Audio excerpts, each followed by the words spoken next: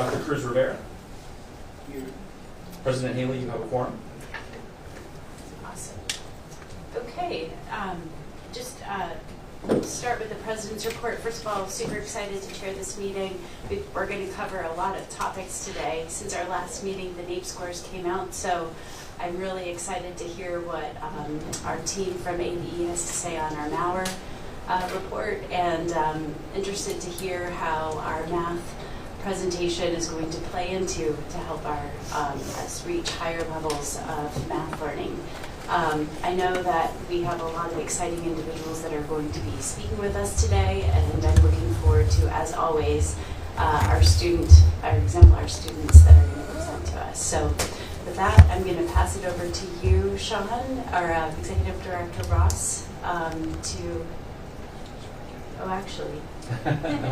yeah, I think I'm going to pass it on to you, Superintendent Horne. Okay. Again, thank you. So in the interest of a short meeting, I have no superintendent's report other than to present 2 awards to finalists in the Presidential Awards for Excellence in Mathematics and Science Teaching. Each year, the President of the United States recognizes outstanding mathematics and science teachers, bestowing upon them the President Awards for Excellence in Mathematics and Science Teaching. These awards demonstrate the value and appreciation the nation has for its teachers.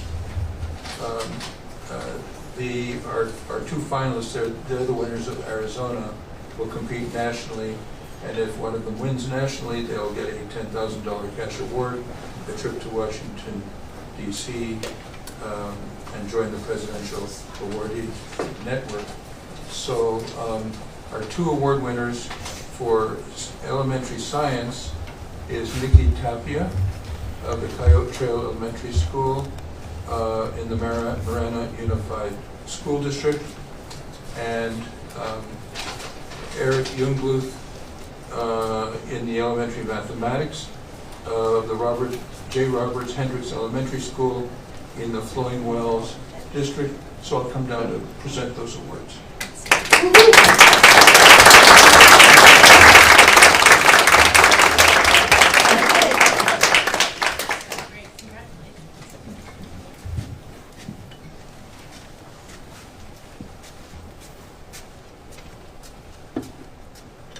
So, Nikki, do you want to come here? Oh, you already got you got this one. This is a nice one. So, this is a fancy plaque that says Presidential Award for Excellence in Elementary Science Teaching, State Finalist, Nikki Tapia, Coyote Trail Elementary School and Marana Unified School District 2024. Congratulations.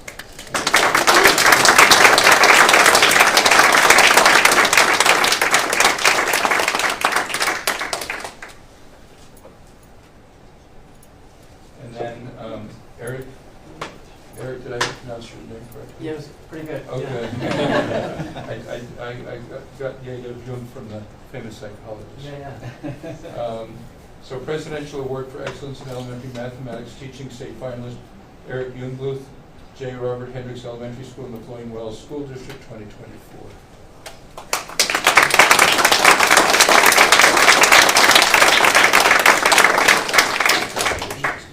Nice meeting you.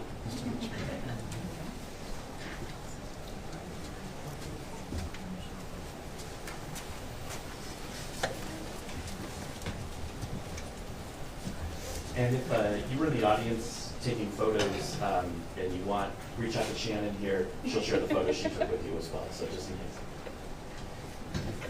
Fantastic. Well, thank you all so much, and congratulations to our educators for being so outstanding. I think now, Executive Director Ross, your Executive Director's report, please. President Haley, Superintendent Horne, members of the board, this is a wonderful start to a meeting to honor some awesome teachers, followed up by honoring some amazing kiddos.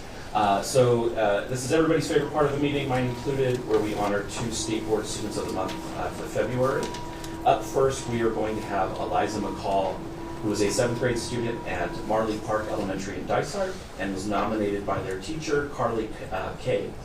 Carly said that Eliza is an amazing student inside and outside of the classroom, active in the community, volunteers for service projects, is an avid researcher, participated in the National Civics Bee, and wrote an essay that was recognized and placed 11th in the state, which is amazing, and is hardworking, dedicated, and impacts the school community in a very positive way. So Eliza, come on up.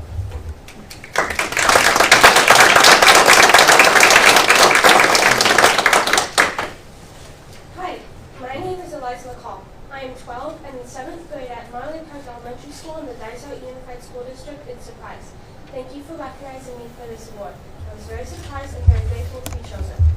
What I love about my school is that there are so many activities I can participate in. At the moment, I'm in show choir, National Junior Honor Society, and I help in the library before school. I've competed in the National Civics Bee, and I'm a timekeeper for the We the People and Project Citizen programs at the regional and state tournaments. After 8th grade, I plan to go to Shadow Ridge High School for their Education Professions program. Then I plan to go to Arizona State University also to study education. I've learned so much doing these activities along with my schoolwork.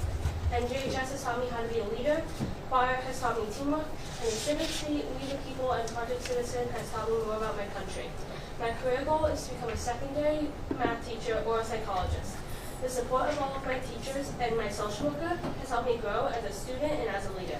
Unfortunately, my district has cut all social workers from the schools because of budget cuts. Now many kids are without the support they need. I wish the district or the state would consider more funding for social workers. Thank you again, and go Devils.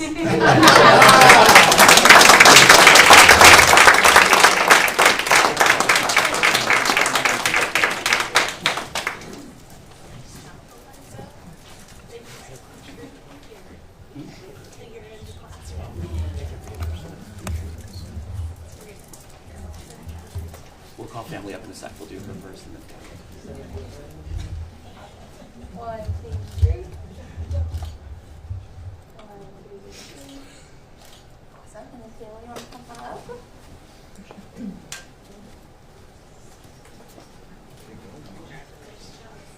Are you proud of your sister? His face says, I'm here, and that's all you're going to get. All right. 1, 2, 3. 1, 2, 3.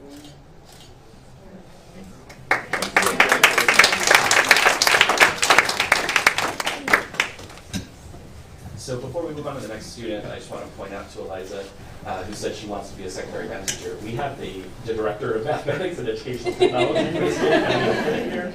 We have the head of Arizona Association of Teachers of Mathematics, Susie Coe here. We have a lot of math people here who I'm sure would be happy to give you their card. And we're happy to see you amongst their ranks. Superintendent Horne, President Haley, members of the board. Up next, we have Samson Hardy, who was a 5th grade student at Rice Intermediate School in San Carlos. Was nominated by their teacher and scored highly proficient on AASA Math in spring 24, is a recipient of the Principal's Honors Award for A grades in ELA and Math, is the president of Student Council, member of the Robotics and Science Fair Club, and all around great kid. So Samson, take it away.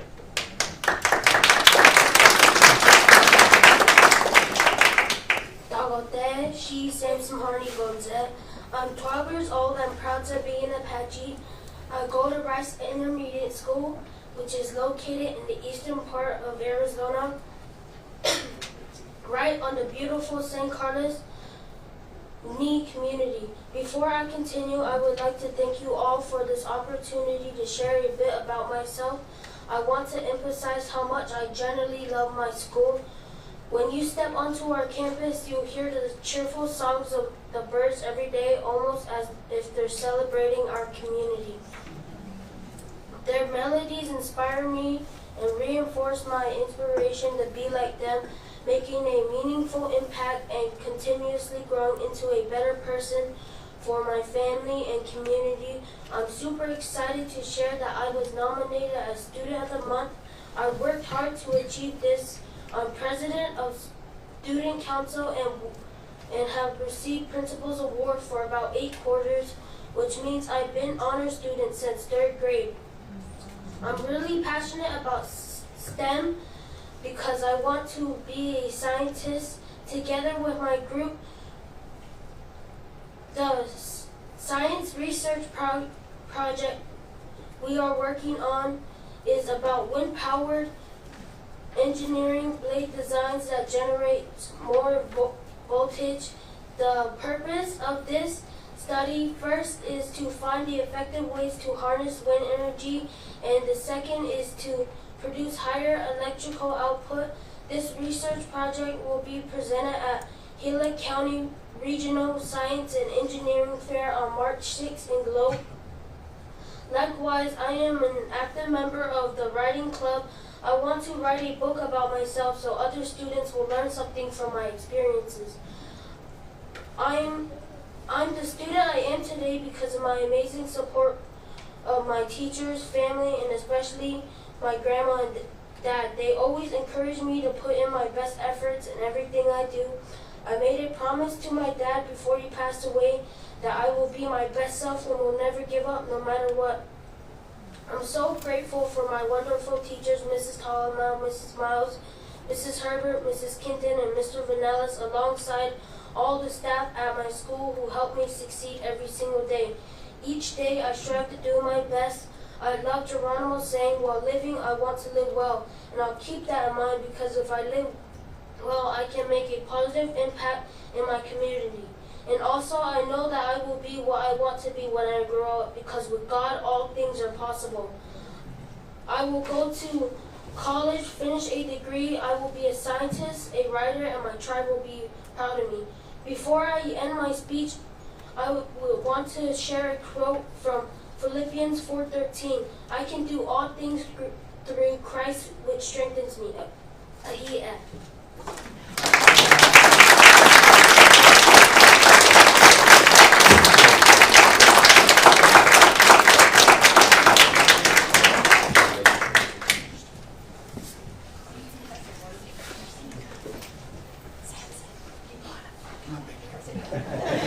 We want to be in the picture. Congratulations. I think you're going to be a scientist for sure. All right. 1, 2, 3. 1, 2, 3. So, and then Santa has a lot of family that's here with him. Come on up. Everybody come on up.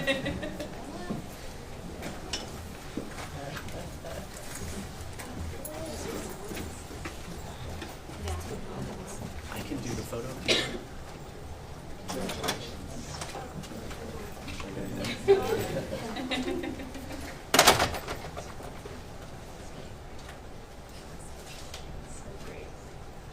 And they were all up at 5 this morning. Oh my gosh. Thank you for coming.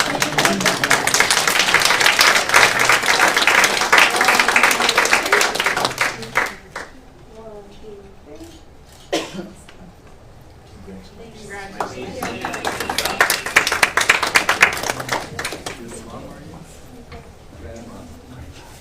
So much. Congratulations.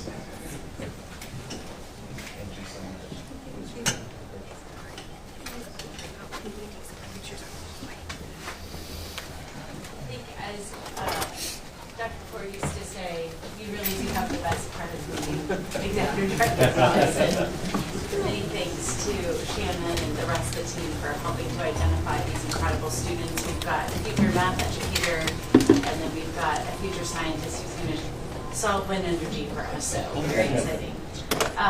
I think we are going to now move to item 2, and this is a call to the public. This is a time for the public to comment on items not on today's agenda or on the consent portion of the agenda. All speakers will be limited to 2 minutes. We have one student speaker who has been granted 5 minutes, but Executive Director Ross, have we any requests to speak?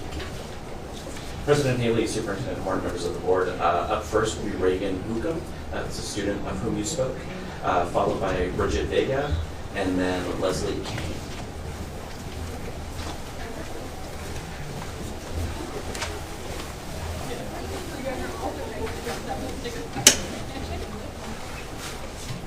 State Board of Education, I urge you to listen to my story and consider what was not done to protect me. When I was 12 years old, I came forward with several other students to report a teacher who was touching us. I was interviewed and wrote a statement where I told them he touches my legs weekly, he does it to everyone, and that he lifted me by my waist onto a desk. My parents were not informed by the school. I had to tell them myself. I was not put out of the class, and neither was the teacher. No one was put into the classroom to supervise him. Instead, they wrote a letter telling him not to touch the small, skinny girls and to just stay behind his desk to teach. It had no effect or follow-up. 5 weeks later, more students came forward and reported the same unwanted touching and more. The teacher was allowed to retire with no disciplinary action. My classmates and I continued to be put in a position where we were blamed for the teacher being fired. My family and I had trust in the school when they said they were investigating the situation and to give them time. We later found out that they had not reported it criminally. Instead, they worked to cover up what had happened. I was not offered counseling or any other form of support, even though one of the 3 administrators that interviewed me previously worked as a counselor. We had to seek help for ourselves, where I was diagnosed with PTSD, anxiety, and depression. These administrators had the ability to protect me and go about things the right way, but they did not. Instead, they pushed it off on one another and worked to cover it up. They ignored our cries for help. I am now 16 and can't help but wonder what would be different if I was never put in that situation. My grades slipped and I struggled with day-to-day life. My relationship with friends and family were strained, and I was isolated from my peers. I wonder what my life would be like today if I didn't have to work through those struggles. I wonder what life would be like if I was protected and supported when I first came forward. Would my grades be better? Would I still struggle to make friends? Would I be happier? Would I not struggle with the things I do today? Here we are, 4 years later, still fighting to be heard. I was 12 years old when I came forward with my classmates.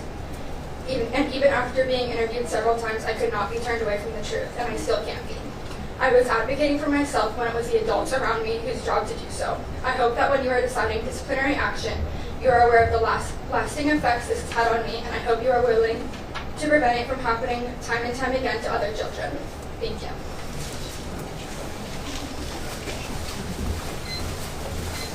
President Haley, Superintendent Horne, members of the board. Up next we have Bridget Vega, followed by Leslie Kane, and then Caricia Arnold. Good morning. I stand here today to be a voice for the voiceless, as a concerned mother and a community advocate. Leadership, top-down, plays a crucial role in setting the tone for how a district operates. We must confront the uncomfortable truths within our communities. We cannot turn a blind eye. We have seen the first-hand trauma and devastation that has plagued the students within our schools. This has been going on for 8 to 10 years. CUSD has failed to hold individuals accountable for the trauma inflicted on students. This particular administration has been discounting, minimalizing, and invalidating the students about predations and sexual abuse. Do we not recall the children at Hamilton High School? They were raped, hazed, and sodomized in the locker room, and yet no accountability. Now at Basha, we have alluring of a minor for sexual exploitation, grooming, harassment, and violations seem to not only be a cultural problem, but a systematic issue. It's time for the State Board of Education to investigate the lack of training on mandated reporting and grooming, as well as the failure to implement protective policies and protecting our children. Thank you guys for your time. President Haley, Superintendent Horne, members of the board. Up next we have Leslie Kane, followed by Caricia Arnold, and then Katie McPherson.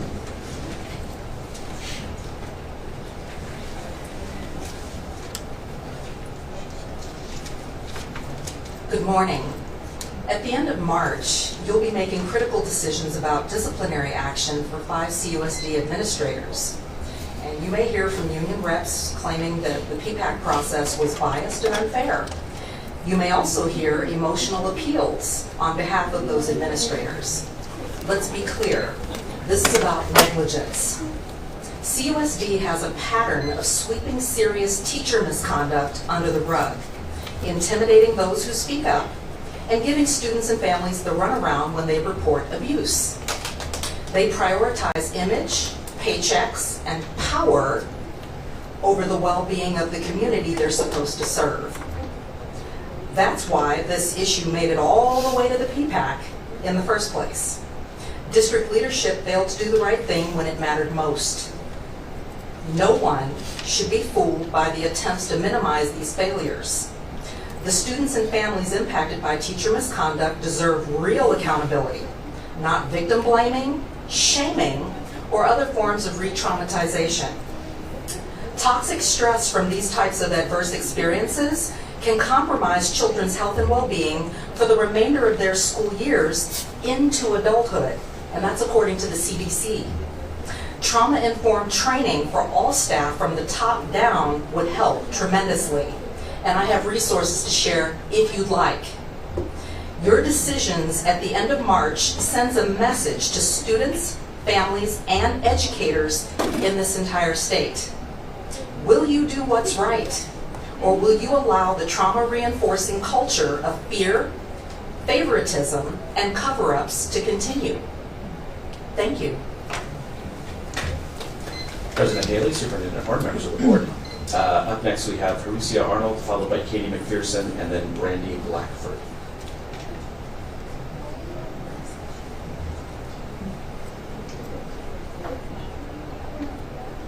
Ms. Arnold with us? I might be mispronouncing your first name. I apologize. I think she was trying to join remotely. I think she switched to virtual and Katie McPherson is virtual too. Melissa, who do we have with us? Katie McPherson is online, and we also have Brandy Blackford online, and Liwan, I think is the next one. Those are the only 3 participants we have online. Okay, so we'll go to Katie McPherson, followed by Brandy Blackford, and then Liwan Lee. Ms. McPherson.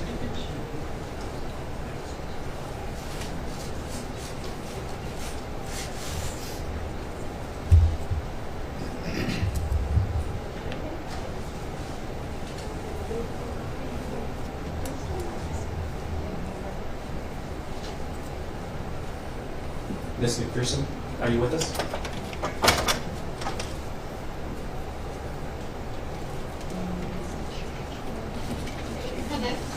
We can hear you. Go ahead. Thank you so much. Good morning, esteemed members of the State Board of Education and presidents. I am a youth mental health advocate, and I'm also a parent at Castile High School as well as Basha High School. I am calling in today to ask you to look at Faith's Law, which is a law in Illinois that would upgrade the act of grooming into the public school code. It also allows for better vetting and hiring of teachers. When you look at the stats through the Department of Education, 1 in 10 students are groomed or sexually abused at school by school staff. When we look at who else is abusing our children, we look at the stats of 59% of children that are sexually abused are abused by someone that they know. A teacher, a coach, an administrator, a pastor, a camp counselor, someone in a position of trust. The other 34% is a family member, and 7% are strangers. And this is not just something that happens to girls, it also happens to boys. Children that are groomed, sexually abused, harassed, or violated are also 3 to 4 more times as likely to have things like anxiety, PTSD, and to attempt suicide. And so as a parent in the Chandler Unified School District community who not only was unfortunately a part of what Regan Hookham spoke about today, but having a student in that class and having a student that's currently in another class where this is going on, I'm just asking you to look at Faith's Law. I really think that's a direction we can head, and I feel like you have the power to perhaps add that to our school code. Thank you so much to the PPAC committee for their fidelity and grace to this process as well. Thank you. President Haley, Superintendent Horne, members of the board. Up next we have Brandy Blackford, followed by Liwan Lee. Good morning, members of the board. My name is Brandy Blackford, and I'm here today as an ESA parent to discuss a few key issues that are impacting all of the families using the program. First, I would like to request universal debit card access. This tool will streamline the purchasing process and ensure that all families, regardless of how they choose to educate, have the same convenience. Restricting access creates unnecessary burdens and inequities in the program. And I am aware that there is a current bill going through the legislative process, but I would like to strongly encourage everyone present to pay attention to that bill and encourage you to support it. Second, transparency and risk-based auditing. We've been told that the program has moved to risk-based auditing, but we have not been given any parameters that may be used to flag those transactions. I'm asking that these guidelines be made public so that parents can make informed decisions and avoid delays caused by unclear criteria. Transparency will foster accountability for all of us without creating any unnecessary obstacles. And finally, there is a known glitch that is preventing the submission of the required PDFs across all of the browsers. And I know that this may be a class wallet issue, but as the account holder, the Department of Education and ESA can put the pressure on class wallet to fix this. And until it is fixed, parents are left without a way to provide the necessary documentation, which is delaying approvals and creating unnecessary frustration. Addressing these issues will improve efficiency and ensure ESA funds are used as intended. ESA is an incredible resource for Arizona families, but small improvements like these will make it even more effective. Thank you for your time and for your commitment to supporting educational freedom in our state. President Haley, Superintendent Horne, members of the board. Up next is Lee Han Lee, and then Melissa, has Gracia Arnold joined us? Okay, so, Hello. okay, go ahead. I'm here to talk about my appeal for the music instrument purchase reimbursement.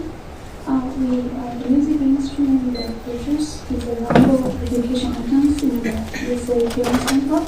I sent one from the music instrument. We sent emails asking the ESA department about the music instrument purchase and asked them about is there any music instrument monetary cap. I was never communicated by them if we can buy how much the instrument that we can buy. And then we followed the music instrument professors to advise to purchase an instrument for my ESA kids. I see that is a good quality one. We followed all the steps about how to submit the curriculum, invoice and everything. But then we waited for about 4 months, then we got a rejection. Say there was the instrument you can buy cannot be over $4,000. This was never communicated with us and with ESA parents in calls and emails. And this seems like a secret war, which is covered on the table. We don't know it. And then we appealed it, and then later we found there's some other ESA parents, they say they bought a music instrument, which is about $4,000, some $100, which was approved by the ESA department. So we want to know what is the secret rule in ESA handbook for the $4,000. We want to try our best communication with the ESA department and the Arizona Department of Education. I hope so far, I still didn't get any amount of money reimbursed, even the $4,000. So I want to get a reasonable resolution. Thank you very much. President Haley, Superintendent Horne, members of the board, that concludes this call to the public. Thank you so much, Executive Director Ross. Okay, we will now move to item 3, which is the consent agenda. Is there an item or items from the consent agenda that a board member would like to pull and discuss? Seeing that there are none, do I have a motion to approve items 3A through 3H? Member Meyerson and then Member Clay will second. So all in favor, say aye. Aye. Any opposed? The ayes have it. Thank you. And then just as I forgot to remind us earlier, for those that are joining us virtually, we'll just need you to have you on screen, particularly during the vote. So thank you so much. We are now going to move on to item 4, which is the call to the public. This time, this is for the public to comment on items on today's general session. All speakers will be limited to 2 minutes. Executive Director Ross, have we received any requests to speak? President Haley, Superintendent Horne, members of the board. Up first, we have Janice Palmer, followed by Fabio Milner, and then Ted Coe. Thank you, Madam President, Superintendent Horne, members of the board. My name is Janice Palmer with Helios Education Foundation, and I'm here to speak on item number 5B. First of all, I want to thank your staff. Superintendent Horne, Deputy Associate Superintendent Linda Burrows was fantastic. When I had a question about the math item, she immediately figured out a time to have a discussion about that, which we very appreciate because it helps inform kind of the conversation today.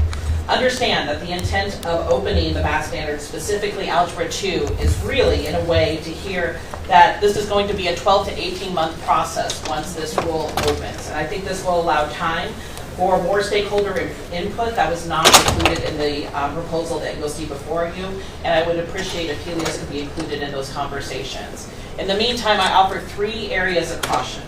1, don't lower standards. There seems to be a trend nationwide that rather than rising to the occasion with a downward trend in reading and math scores and doing everything needed to help those students, we start looking at the standards being lowered. We can't allow that to happen with the opening of these standards. Number 2, ensure rigor and relevance does not come at the expense of tracking. My understanding is that the aim of opening up the standards is to better align Algebra 2 course taking to the standards in college, and then specifically for STEM-related skills as well as for CTE and for liberal arts. This can make sense as long as they are rigorous and both provide the students the skills necessary if they change their mind later on. It can't result in tracking. And number 3, don't let policy get ahead of the research. Helios is working with 4 school districts to look at math course offerings and how those pass matriculate. The ASU Helios Decision Center spoke to you probably a few months ago about the VISTA model that's looking at school course taking, including math, and how those matriculate to high school. Lastly, we have a great partnership with Northern Arizona University where we're evaluating their pilot of admitting students with the 14 credit hours to less than what ABOR requires into universities. We have just received the raw data of the first year of that pilot program and continuing to crunch the numbers, and we look forward to seeing what those results will be. So we look forward to your continued partnership in helping students reach their full potential and appreciate the opportunity to address you this morning. Thank you. President Haley, Superintendent Horne, members of the board. Up next, we have Ted Coe, followed by Susie Mask, and then Chad Wilson. President Haley, members of the board. I'm also speaking out about item 5B. I'm a lifelong Arizona parent of 5 kids who went through the public school system. I was a high school mathematics teacher. I've been a community college mathematics chair and professor at 2 different community colleges and administrator at Grand Canyon University. And so now I've had the chance to spend the last few years working with states and organizations as they tackle this question about how do we better align what's happening in college and university with what's happening in the high schools. And so it's with this, this notion of college readiness is always a fantastic driving idea, but the definition is changing on the college side faster than it's changing on the high school side. For a long time, we had a course called college algebra that was sort of expected for all folks to take, but that's not the case any longer. And even in other states now, we have not just like a college mathematics type of course, but some even offer like a statistics pathway and this sort of thing that do not require that same level of algebra to enter and succeed. In fact, we have this interesting juxtaposition in Arizona right now, where for many, if not most, of our programs in higher ed, we require far more of our students, algebraically speaking, to graduate from high school than we ever will expect of them to get through their college program. There's more algebra baked in there than we need right now. Now, there are a lot of cautions in this work, absolutely, and that's why we have to do this due diligence to make sure that we're doing the right kind of alignment, to make sure that the doors are kept open, the tracking doesn't happen, and that standards are not lowered. So I support revising our standards to better align with actual student needs, and also to reduce overlap with new courses that have come on board, like AP Pre-Calculus, which are providing a new sort of line, if you will, along with it. So it's time for us to ask this question.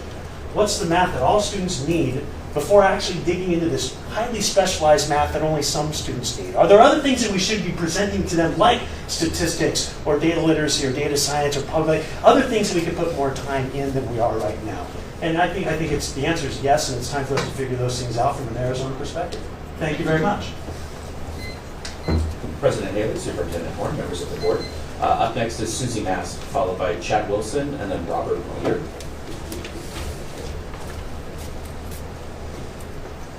President Haley, Superintendent Horne, members of the board, happy Monday. And good morning. My name is Susie Mast, and I am a proud Arizona certified teacher and administrator with over 30 years of experience. And it's an honor today to present before you as a representative of the Arizona Association of Teachers of Mathematics, the Arizona Math Leaders, and also the Arizona Mathematics Collaborative. That's a lot. We know from hearing from Algebra 2 teachers since minimum 2015 that the breadth of the standards does not allow for depth of understanding. The Arizona Mathematics Collaborative, which is kind of more like a think tank, has been really brainstorming this for over 2 years. And Ted alluded to that when he said, what is the math that all students need in high school? These discussions and feedback from high school mathematics leaders and teachers lead us to support the opening of the revision process of the Algebra 2 mathematics standards. It's not a new problem. I have been literally involved in standards revisions since 2003, 2008, 2010, 2015 with some people up here that were involved in that. And the greatest thing about Arizona is we have always included Arizona educators, mathematicians, pre-service, higher ed, and our think tanks that we work with here in this state. So the process is always amazing. We always come up with great standards. It's just time to rethink Algebra 2 right now. When we think about the math that all students need in high school, we want to ensure that all students includes not only STEM, but pathways that include CTE, students who want to go through a liberal arts track, and possible trade programs. We want to hit all students with the math that all need in high school. And like Ted mentioned, with the AP pre-calculus standards, we actually have a definitive cut that we can make. So thank you very much, and we hope that we can go forward with action. Thank you so much. President Haley, Superintendent Horne, members of the board. Up next, we have virtual speakers. Melissa's Chad Wilson with us. Yes. So Chad Wilson, followed by Robert Weir, and then Jamie Fitzpatrick. Superintendent Horne, can you hear me? Yes, we can. Hi, Superintendent Horne, members of the governing board. Thank you for giving me the opportunity to speak today in support of the current proposal of the Perkins plan for CTE. It's my understanding that the plan is being voted on today with a split recommendation of 82% to the CTEDs, 18% to the community colleges. I understand that this is a bit of contentious discussion, and the ADE was asked to go back to our constituents and seek more information to make sure that the recommendation as presented is one that's supported by our constituents. And it's my understanding that overwhelmingly the split of 82 to 18 is the recommendation. As the CTED superintendent, though, I can tell you that a split different than that has a negative impact on not only EVIT as a central campus, but EVIT, which services the entire East Valley. Currently, the split allows us to do the work that we know is going to help build workforce development. Taking dollars away from the CTEDs lessens that opportunity. More concerning to me, though, or equally concerning, is the different revenue streams that CTEDs or districts have that, or don't have, that community colleges do have. It's my understanding that community colleges have significantly more revenue stream and opportunity to generate revenue to support workforce development than CTE or CTEDs do. Last, and probably the biggest bone of contention for me, is that dollars that are taken away from CTEDs, like EVIT Central Campus, will have a negative impact for sure. But the biggest impact will come in our small, more rural districts. And we know that those are just as important to us as the districts that reside in Maricopa County or Pima County. And so taking away Perkins dollars at a rate that's greater than what's presented in the plan today is a disservice to not only CTEDs, but to students in smaller rural communities that desperately need those dollars that they can't capture in ways that community colleges can. So I encourage you, please, to vote yes on the plan as presented today. President Haley, Superintendent Horne, members of the board. Up next, we have Robert Weir, followed by Jamie Fitzpatrick. Hello, this is Robert Weir. Thank you for allowing me to speak today on behalf of this. Very similar to what Chad talked about. I've been in career tech for over 33 years. As a CTE director, CTE teacher, and the Perkins Fund has always been very strong and very useful for high schools. We use it for a lot of our capital items, supply, professional development, and keeping the percent at the 82-18 is highly recommended by myself. I'm a superintendent of Valley Academy for Career and Technology Education. And I have 3 satellite districts, Mingus Union High School, Camp Verde High School, and Sedona Oak Creek. And they use that money very valuable and use every bit of it in order to try to pay for their things with a limited budget and in one of our schools declining enrollment. So we're just asking that you look over that. I do agree with all the goals and the measurements. I believe that is attainable and is also a good benchmark for us all to be working with. Thank you. President Haley, Superintendent Horne, members of the board, our final speaker for this call to the public is Jamie Fitzpatrick. Good morning, Superintendent Horne, President Haley, and members of the Arizona State Board of Education. Thank you for the opportunity to speak today. I'm Jamie Fitzpatrick, CTE Local Director for the Deer Valley Unified School District in North Phoenix. And here today to advocate for the continued maintenance of the current Perkins 5 split, allocating 82% to secondary education and 18% to post-secondary. It is crucial for the long-term economic health and workforce development of Arizona for several reasons. One is the foundational skills development. Secondary ed is where students first encounter and develop those foundational skills necessary for successful careers in high-wage, high-demand field. This early exposure is essential for building a skilled workforce pipeline in our state. Number 2, super important, is addressing the immediate workforce needs. Arizona faces critical workforce shortages in sectors including manufacturing, construction, and healthcare. Secondary CTE programs can directly address these needs by providing students with the specific skills employers are seeking.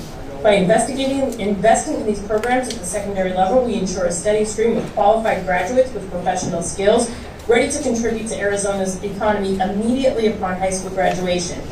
Here in Deer Valley, our Certified Nursing Assistant program is one of the strongest high school programs and serves as a testament to this. Equitable access and opportunity for our most vulnerable and special populations. This 82% allocation allows for broader access to CTE programs for diverse student populations, specifically in rural and underserved areas, developing these valuable skills regardless of their background or location. Disproportionate allocation of those funds would definitely hinder this. An example from my own district is our construction trades program at Barry Goldwater High School, a Title I school, where students are gaining work-based learning experiences, making them employable on day one. And also building on those pathways necessary for secondary foundations. We've had recognition by Helios for engineering, software, and app. Our students are successful at the secondary level. So I urge you to continue the split at 82-18 post-secondary and post-secondary. Thank you for support and thank you for your time. President Haley, Superintendent Horne, members of the board, that concludes this call to the public. Fantastic. Thank you so much, Executive Director Ross. We are now going to move to item 5. This is the generalist session, and we will start with item 5A. Executive Director Ross. President Haley, Superintendent Horne, members of the board, with us today are Dr. Paul Peralt from Helios, Dr. Lene Dunn from Wested. They will be presenting their findings from a recently completed study on chronic absenteeism.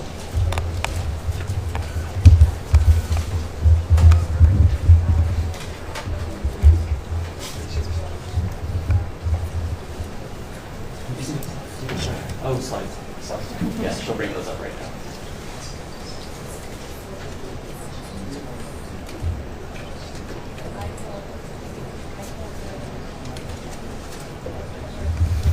Good morning, President Haley, Superintendent Horne, distinct members of the Board of Education. We're excited to be here today to get to present to you on some work that we've been doing for the last 5 years around chronic absenteeism.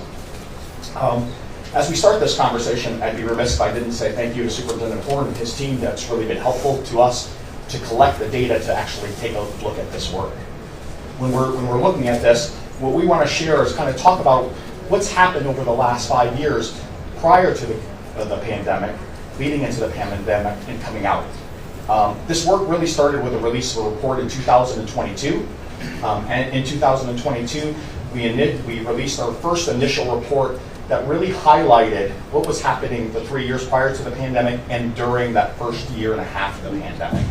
And what we saw is that we had really high rates of chronic absenteeism develop once the pandemic started. Sorry, I don't. I'm sorry. Oh, that's okay. I don't know if I should stop or so you can see the slides or continue to talk. You guys tell me.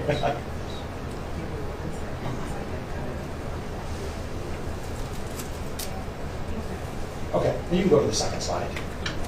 So, when we think about this, thinking about the pandemic, one of the things that we can really say is that nearly 1 of 3 Arizona students are chronically absent when we're looking at the data for 2022 and 23. Now that number is really coming down. It started at 34% in 21-22, but those numbers have really increased over time.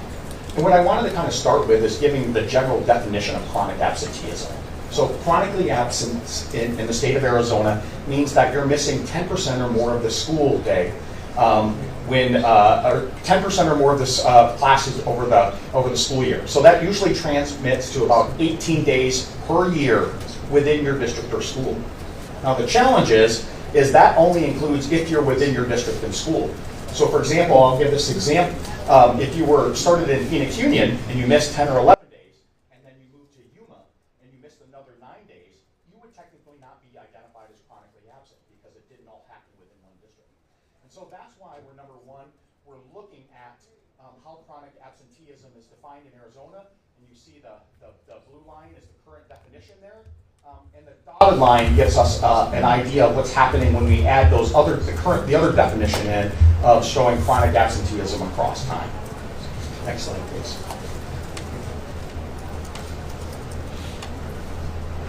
Next slide. Sorry.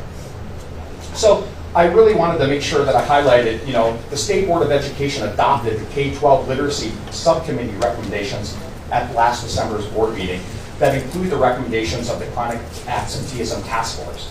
And so on that K-3 subcommittee included President Haley and Member Meyerson, and on the chronic absenteeism task force, I'd like to call out Member Meyerson, Member Hagerman, and also our Executive Director, Sean Ross. So when we look at those related task force recommendations, two of the things that we're going to be connecting with our data today is, number one, collecting actionable data to identify challenges and drive solutions. And that's one of the things that we're doing today. What can we do and what can we discern from that data?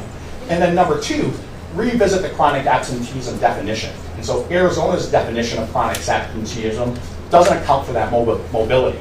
Now, one thing I will highlight is that originally we had heard that, or we had thought that changes to that definition would have to be made legislatively. But we found out that those changes can happen through the Department of Education, and Read On, our partners, are working to make sure those things can start happening and we can move to a better way to collect chronic absenteeism data. Next slide. One thing that will start from the beginning is that, yes, chronic absenteeism peaked during COVID-19. Right now, what we're seeing, and the big takeaway, the gaps in chronic absence rates between vulnerable student populations and other students that increased during the pandemic have not continued to widen. But that's not to say that we're anywhere close to where we were before the pandemic. We still have really high chronic absenteeism rates, and we still see big gaps through different, and that we'll show you throughout this presentation. Slide, please. Thank you. So, as Lene and I kind of walk through these slides, I wanted to highlight that when we look at this data, we're going to kind of be looking at it in the same way. And so we show 3 different sets of bars up on here. Number one is the orange bar, and that's a pre-pandemic cohort. So what was happening in chronic absenteeism before the pandemic? The blue bars, the light blue bars that is the pandemic cohort that started with chronic absenteeism. And so those are the light blue bars. Finally, the darker blue bars are black. I can't even see how that turned out on that. That's going to be the post-pandemic cohort. And so when we look at these, then those 3 bars represent groupings that we're going to show what's happening. And we really look at this because there's a good correlation here between 5th graders and 7th graders.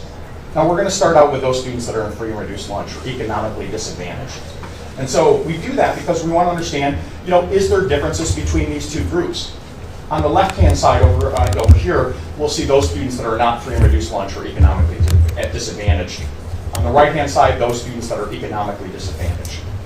And so as we're looking at that, one of the things that you can see is the slopes of the bars on the right-hand side are higher no matter what way that we're looking at it. So, you know, if we, for example, look at grade 5 on the free and reduced lunch, we start at 13%, goes up to 21%. 15% in the light blue bar to 35%. And still 27 to 38. And so what we can see is that those students that are economically disadvantaged are missing much more school than those kids that are not. With that, let me turn it over to Lene. Thank you, Paul. So we also looked at differences between different racial and ethnic groups, and these same patterns hold. So essentially, these spikes were quite pronounced during the pandemic. That light blue line, you can see the spike is really high. Those gaps have started to level out, right?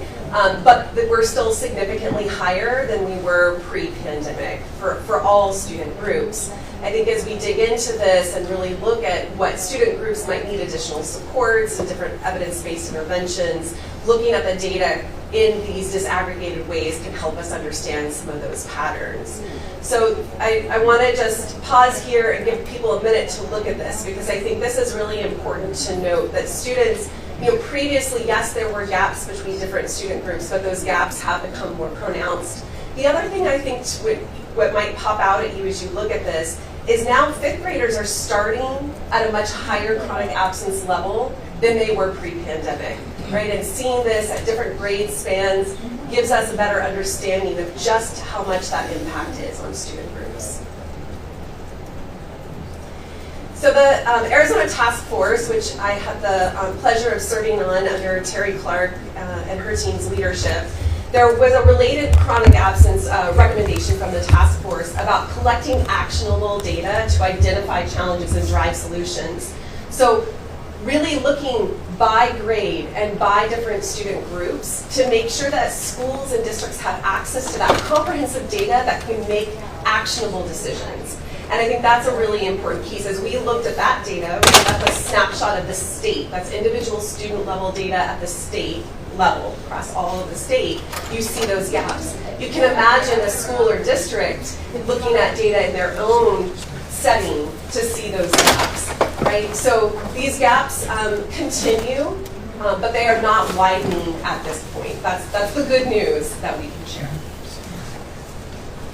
We also wanted to look at the proficiency of students in English language arts and math. So this is looking at English language arts. So if a student was proficient in English language arts on the state exam in 5th grade, you can see that their rate of chronic absence was lower. Both pre-pandemic, during the pandemic, that spike is not as pronounced for students who are proficient in ELA in 5th grade, and post-pandemic. On the right-hand side, you see the students who are not proficient in ELA in 5th grade and how pronounced those increases in chronic absence were. Now, we don't know the direction of this relationship. We know that they're connected. If you're not coming to school, you're not learning the material. And if you're not learning the material, you're falling further behind and you might feel a little more challenged to show up to school. So there's this, relationship that's happening here. So this lower likelihood of chronic absence for ELA proficient students was true across all 3 cohorts. Next, we're going to look at math, and this same pattern holds. So pre-pandemic, ELA, if you were proficient in math in 5th grade, your rate of chronic absence was lower. Same during the pandemic, and then the same post-pandemic. Looking at that right-hand side, you see that really dramatic spike during the pandemic for students who are not math proficient in 5th grade, how much of that happened in 7th grade for the chronic absence. So it really spiked there. I also think it really sticks out that now students are starting at a much higher level. So the current group is starting at 35% chronically absent in 5th grade if they are not math proficient in 5th grade. This is something we definitely need to look further. We wanted to share these snapshots and ask if there are any questions. Only one last thing that I would highlight is one of the things that we would say is that why is this important? Number one, when we see students that are chronically absent, they end up typically continuing to be chronically absent. They end up not doing well in mathematics and English, other courses. They get disengaged, and ultimately they either graduate unprepared for college or career, or they don't go to college or career. And so that's why we want to raise this issue and continue to harp on people getting their students back to school. Fantastic. Well, I think we have time for questions. Let's go with Dr. Kaur, Superintendent Horne, and then I want to make sure that our guests that are on the virtually, that they have an opportunity to ask questions too. So, Dr. Kaur. Thank you, President Haley. Wonderful presentation, as scary as the data is. So here's a question that maybe has no answer. Why are they absent? Do we have any? I suppose we would all be able to guess, but do we know? Well, I would say you're right. There is no one answer and no silver bullets. No. When we've looked around at other research, we can talk about some of the starting points. Number one is there good transportation for students to get to school? Number two, we saw during the pandemic it really push up, but we still see students that have to contribute to their family, watch younger siblings as those aspects as well. And so those types of things, and the prevalence of the students being able to do more at home, if I miss school I can catch up online, has led to students not being in school. I would add, so that was not a part of this research, because we're really just looking at statewide numbers. It would be really interesting and good to drill down to a district level or a school level to identify that. I will mention that the Chronic Absence Task Force, it had many practitioners there who were from schools and districts, and they did talk about looking at their data of the why and what's under that. Some of it's, ensuring consistent messaging about the importance of attendance. And I think that there were some changes in attendance policies in terms of if a student is ill, when they can come, when they cannot come, that, just making sure there's clarity around those policies was something that the practitioners spoke quite a bit about as well. Thank you. Okay, Superintendent Horne, and then I see Dr. Clay, you have your hand raised, so you'll be next. Thank you. I have a comment. The idea that a third of our students are missing 18 days of school or more, in my mind, is a real catastrophe and an emergency for our state. 90% of my time and energy and that of our department are geared toward helping schools get better academic results and raising proficiency rates. And you can't do that for kids who don't show up in school. You can't teach a student who's not there. And so we need radical efforts to solve this problem. A lot of what I've seen in studies are what I would consider soft solutions, like talk to the parents and things like that. We have to create a motivation for parents to be sure their children go to school. And with that in mind, my proposed solution, which in the absence of legislation would be up to the school districts, but I can make the recommendation to them, is that we bring back the old system, which was 9 absences and you flunk the course, and 5 tardies count as an absence. Parents don't want their kids to flunk courses. They don't want them to miss out on graduation on time. And if the school districts would adopt those kinds of policies, I think we would see the parents motivated, we'd see a radical drop in absenteeism, and as a result of that, better academic results. So that's my proposal, and I want to thank you for the information that helps us realize what an incredible emergency this is. Thank you. Fantastic. We now have Dr. Clay. You have opportunity to ask questions. Good morning. I have a question and a comment. First is, I agree with Dr. Kaur. The big question is why. I always believe in getting to the root of the fruit and not reacting to the fruit, because that's not going to help anything. So what's the reasoning? I know that in Cook County we have a student advisory council, and this council consists of all students throughout Cook County. Cook County is just as big as Rhode Island and Connecticut put together. Okay, what these students have told me is that one of the biggest reasons students don't come to school is because of bullying and because of behavior and mental health. Okay, these are coming from the mouth of the babe. We need to start looking at that. We need to start looking at the root of the fruit of all of our problems before we start actually hitting on what we see. So if we could find out somehow the why before we act, that would be exponentially great, and I believe a good strategy. Thank you. Fantastic. Member Meyerson. Thank you so much for the presentation. I think sort of hitting on some of the themes that some of my colleagues shared, I do feel like we've had so many presentations that really go deep on the problem, so there's been just such an immense amount of studying of the problem itself. But I haven't seen as many sort of deep studies on possible solutions or solutions that really get at sort of meaningful impact to address the problem.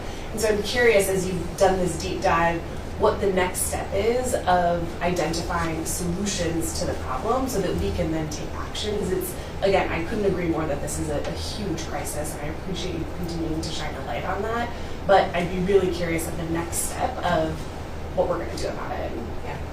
I think that's a great question, and I'll note that my team and I have done some of this work not only in Arizona but across the West region, and we were conducting a study looking at evidence-based interventions that address this, because to the point, you have to understand some of what's causing it to be able to address it.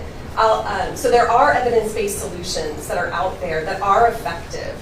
And some of those are, depending on what they are, could be more labor intensive at the school level, but there are different levels of kinds of interventions. I would also point out that the Chronic Absence Task Force report had several evidence-based interventions noted in it that could be effective, because I think that's the next step. It's saying, this is a problem, and it's the urgency, and it's the how do we address this, because we need to take action now. And I think that's the other point about the task force recommendation on looking at actionable data, that needs to be done. You don't want to wait until a student has been absent 10 times, 15 times to intervene. You need to be looking for that pattern early on in the school year to be able to provide the supports and evidence-based solutions. So I think that if we are looking for what evidence-based solutions fit the problem, fit the local community, and what the needs are, I think that would be an important next step. And I would add on that one of the things that we've been doing at Helios is we have a partnership with Valley of the Sun, is being able to identify data earlier. And how can principals and administrators actually identify that data earlier, reach out to families and students, because that's going to have some early impacts. Sometimes you'd be surprised at how many students and families just don't understand where the absences come from, especially as you go throughout the year. The second thing, and not in Arizona, but we've also partnered in other states to really look deeply, through student surveys, parent surveys, teacher surveys, to kind of understand and triangulate why students are missing from multiple sources. And we want to bring that data back too as well to share. I think that would be great. The only thing I would say is I do think that a lot of the recommendations that are sort of out there are things that schools are doing already, right? And so I think that they're not seeing, or the sort of results of those efforts aren't sort of universally kind of solving the crisis, obviously. And so I'm eager for kind of the next phase of the work, and eager to go more into the data to understand the real impact of those results. President Haley, Superintendent Horne, Member Meyerson, just a quick addendum. The Chronic Absenteeism Task Force, in addition to their recommendation, produced a resource guide that had some solutions, so we'll make sure to share that with you all again. And then as follow-up from the Chronic Absenteeism Task Force with schools and districts across the state, there's a initiative to put chronic absenteeism plans into place. So schools and districts are doing that. And while this is not where we want to be, Arizona has moved from first in the nation in chronic absenteeism to 15th. So there has been some positive momentum. It's not great, but okay. I want to be last. Member Katniss. Thank you, President Haley. I was actually just going to ask for those resources, so I'll be really quick. So thank you, Sean, if you can share those with us. And if there's any other evidence-based solutions, I know that I particularly would be interested in reviewing this. Thank you. Thanks, Member Katniss. Any other questions from our board members or Vice President Hagerman? Do you have any comments? Okay. Well, thank you all so much for making the time. We really appreciate it. This is obviously an issue of great importance and plays into student learning. So thank you. Thank you. All right, so moving on to item 5B, Executive Director Ross. President Haley, Superintendent Horne, members of the board. Item 5B relates to the topic addressed by quite a few speakers in the call to the public today. It is a presentation, discussion, and possible action to open Arizona's Algebra 2 standards for revision. With us presenting today is Ebony McKinney, the Director of Mathematics and Educational Technology from the Arizona Department of Education.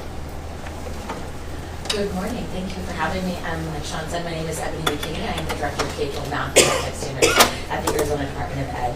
I am not an Arizona native, but my entire teaching career has been here in the state of Arizona, and so I am a proud public educator.